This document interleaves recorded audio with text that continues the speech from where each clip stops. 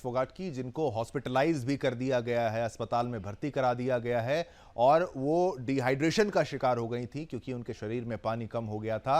ये तमाम बातें जो हैं वो हम अपने कोचेस जो हमारे साथ इस वक्त हैं, रेसलिंग कोच जगबीर मलिक जी भी इस वक्त मौजूद हैं, बाबा साहब घोरपड़े भी हमारे साथ खेल पत्रकार हैं। मैं वापस आता हूं, अपने गेस्ट के पास जाना चाहूंगा, उनसे भी ये सवाल पूछना चाहूंगा।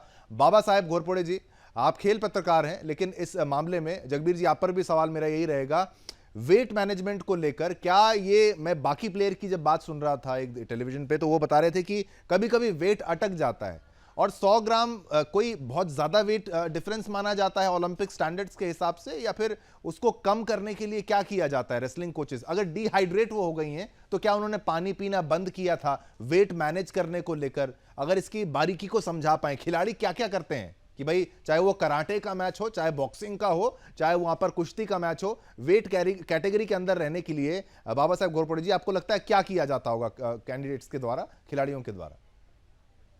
बिल्कुल, यहाँ पे जो डाइट प्लान होता है, जो खिलाड़ी का, जो कोचेस के तो थोड़ा डाइट, जो न्यूट्रिशन है, उनके वजह से जो डाइट प्लान दिया जाता है उसको सख्त से फॉलो करना चाहिए। वही उसमें एक वेट मैनेजमेंट का एक तरीका है।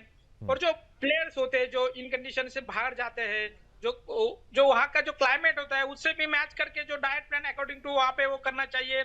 जो कि इंडिया में प्रैक्टिस करते हैं तो उस टाइम पे डाइट अलग होता है। जो फॉरेन में जो अभी ओलंपिक चल रहा है वहाँ पे का जो एटमॉस्फेयर है उसकी वजह से जो पूरी चीजें एटमॉस्फेयर को लेके वहां से डाइट प्लान करना चाहिए, उसमें थोड़ा सा गड़बड़ हो जाता है तो फिर जो डाइट बिल्कुल प्लान ऊपर नीचे होता है तो उससे वो वेट लिफ्टिंग का वेट ज्यादा बिल्कुल होने का मामला आ बिल्कुल जाता है। बिल्कुल जगबीर जी, यही प्रश्न मेरा आपसे है। आपने थोड़ा गुस्सा आपके मन में इसलिए भी है कि आप एक कोच हैं, आप ज्यादा बेहतर समझते हैं। आपने एक गलती कोच की टीम की निकाली, आपको क्या लगता है क्या किया गया होगा? गलती किस लेवल पर वो हो चुकी होगी? 100 ग्राम को अगर हम समझने का प्रयास करें तो 100 ग्राम के चक्कर में हमारा गोल्ड रह गया, हमारा सिल्वर भी रह गया। जगबीर जी, जैसे टाइम की बात होती है, जैसे पहले दिन ही डाइट का चार्ट है, हम्म डाइट के चार्ट का विशेष ध्यान दिया जाए। हम्म और एक अचानक तो वेट घट नहीं सकता। हम्म आप पसीना आना खत्म हो जाए और पसीना आ नहीं रहा तो वेट कैसे कम होएगा?